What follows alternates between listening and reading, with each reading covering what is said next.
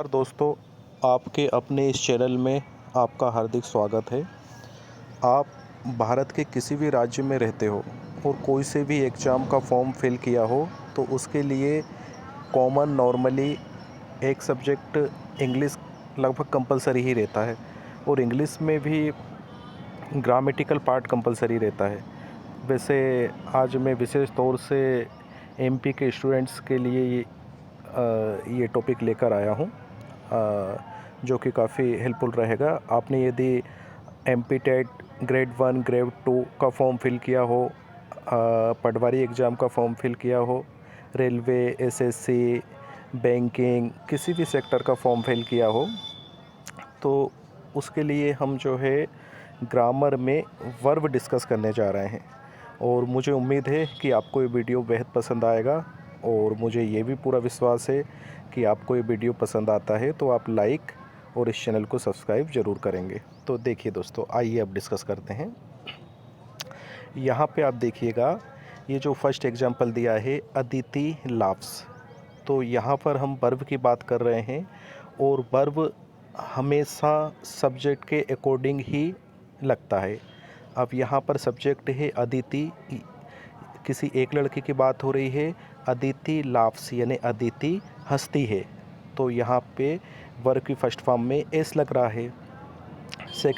Second example देखिए, the dog is dead यानी कुत्ता मर गया है, तो यहाँ पर एक कुत्ते की बात हो रही है तो इसलिए जो है यहाँ पर इज आ रहा है।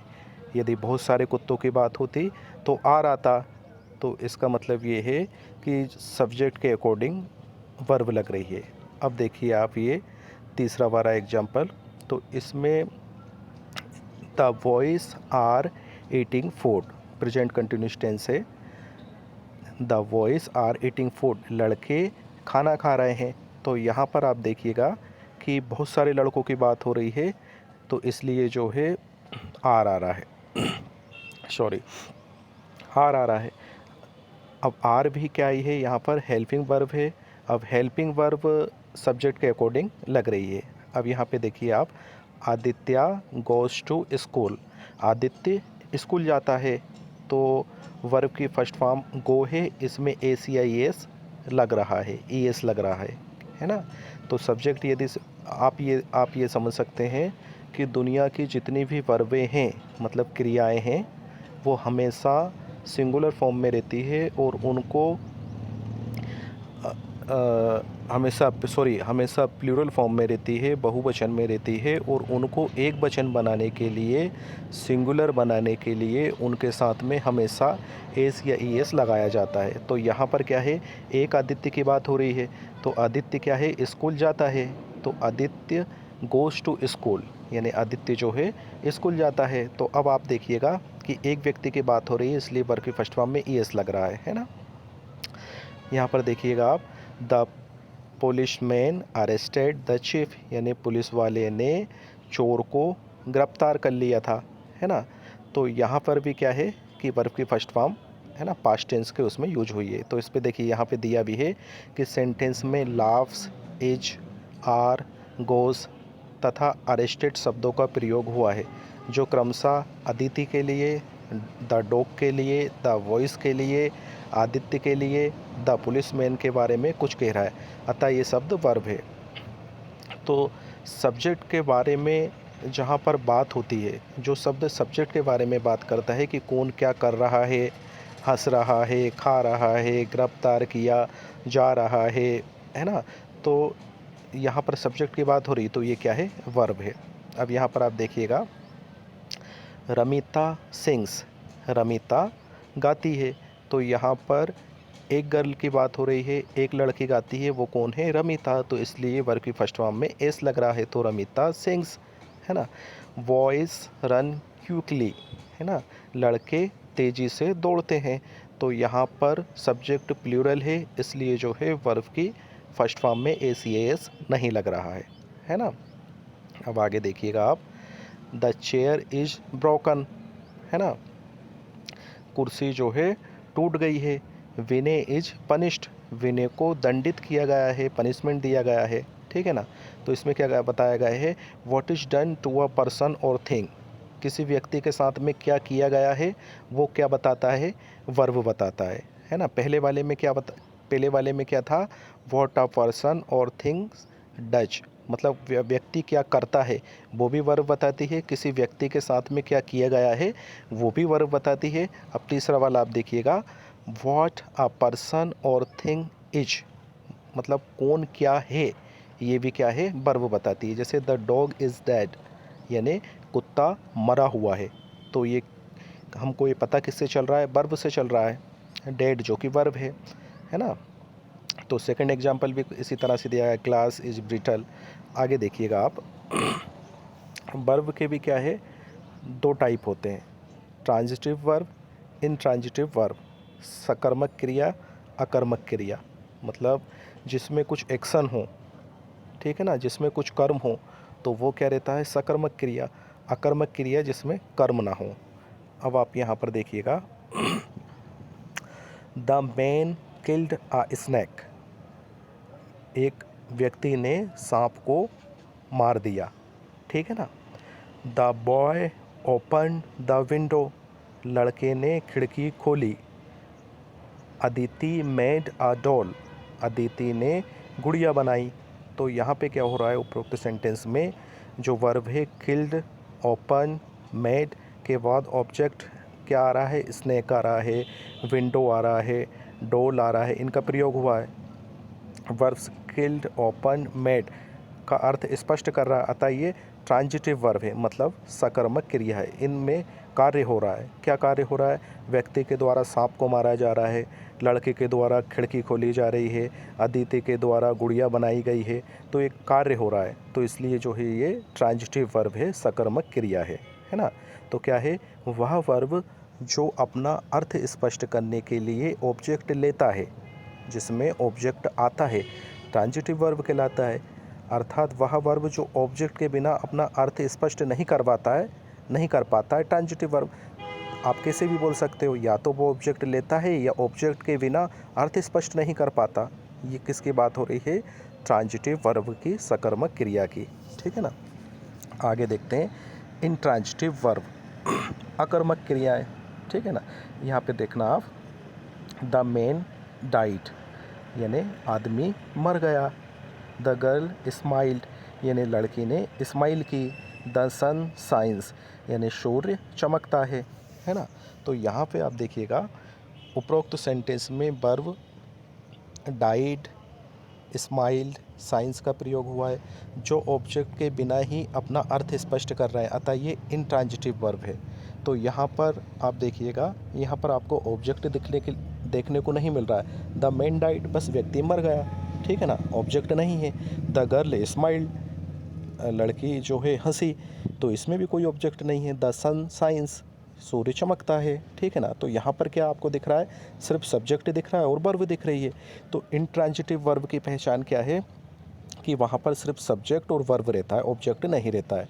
इसमें क्या है कि a verb which doesn't require an object to complete its sense, एक वो वर्ब जो कि अपना सेंस जाहिर करने के लिए, सेंस बताने के लिए ऑब्जेक्ट नहीं लेता है, ऑब्जेक्ट की उसको आवश्यकता नहीं होती है, but max good sense by itself, पर जो वो खुद ही एक जो है कि एक सेंटेंस बना लेती है। सेंटेंस क्या रहता है, जिसमें सेंस रहता है, तो सेंटेंस पूरा हो जाता है। It's called an intransitive verb, तो वो इनट्रांजिटिव वर्ब कहलाती है ना।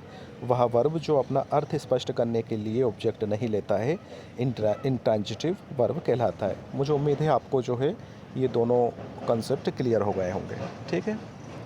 आगे देखिएगा आप,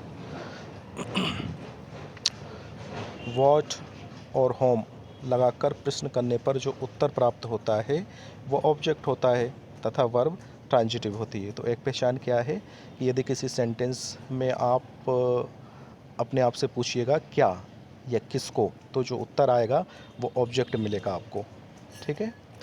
ठीक है, अब यहाँ पर हम जो है एक रूल 1 पर डिस्कस कर रहे हैं।